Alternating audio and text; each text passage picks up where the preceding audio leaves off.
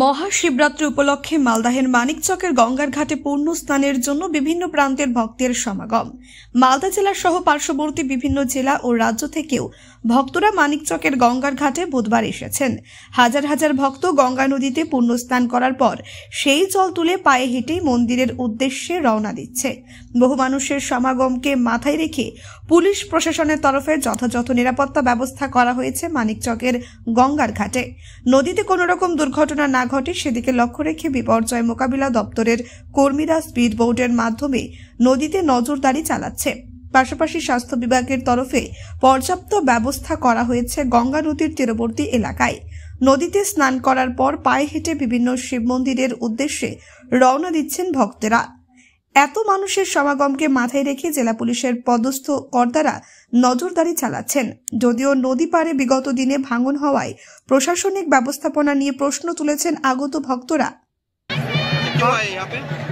जल लेके जाना है, बस मन्नत है। कहाँ पे जाना है यहाँ से? अमृति मंदिर।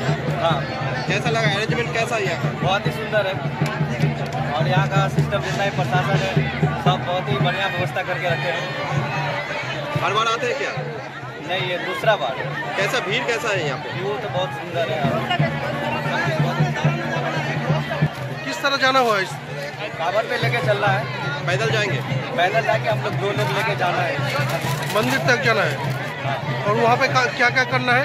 हाँ, क्या क्या करना है? और वहाँ पे जाना है, बस जल ढालना है, शिव को प्रार्थना करना है। बस ये कि मनोकामना पूर्ण हो जाए तो फिर अगला बार भी हम लोग जाएंगे। क्या नाम आपका? मेरा नाम राज भगत है। আচ্ছা, আজকে এই ঘাটে আসা কেন?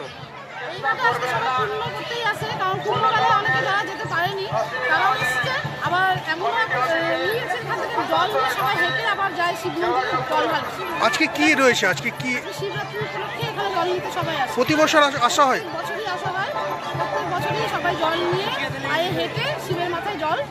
কোথায় যাবেন এখান থেকে আপনি? আমরা এখান থেকে শুধু বাড়ি যাবো, আমরা হেঁটে যাবো না, আমরা গাড়ি নিয়ে এসেছি, কিন্তু অনেকেই আছে যে হেঁটে আসতে হবে, হেঁটে জল নিয়ে যাবে, মানে যে যার মতো করে মন্দিরে যাবে। এখানে এটাই প্রচলিত আছে। কিরকম ব্যবস্থা দেখছেন প্রশাসনের? প্রশাসনের ব্যবস্থা আমাদের খুব একটা ভালো লাগেনি, কারণ এখানে নামা বয়স্ক লোকেদের নামার খুব অসুবিধে। এত বয়স্ক লোক আছে, এত উঁচু থেকে নামা খুব খুব অসুবিধা, মানে কিছু বিপদ হয়ে যেতে পারে। মানে ভাঙন হয়েছে ওই কারণে? নদী পাড়ে ভেঙেছে ওই কারণে? এই অবস্থা, কিন্তু প্রশাসনের উচিত একটু এদিকে দৃষ্টি রাখা। এত ভক্ত এখানে সমাগম করে, এই অবস্থাটা বেচার কাপড় ছাড়া কোনো ব্যবস্থা নেই। এই প্রশাসনকে একটু দৃষ্টি দিলে এদিকে নজর দিলে খুব ভালো হয়। বলছো আপনাদের? আমার ভাই আমার হাজব্যান্ড গেছিল। তো কুম্ভের বদলে কি এখানে আসা? হ্যাঁ, তাও বলতে পারেন। আমার শাশুড়ি মা যেহেতু যায়নি, আমার হাজব্যান্ড যেহেতু গেছে, ওর ইচ্ছা ছিল যে আমি যখন কুম্ভ গেছি তাহলে এখানে। কি নাম দিদি আপনার?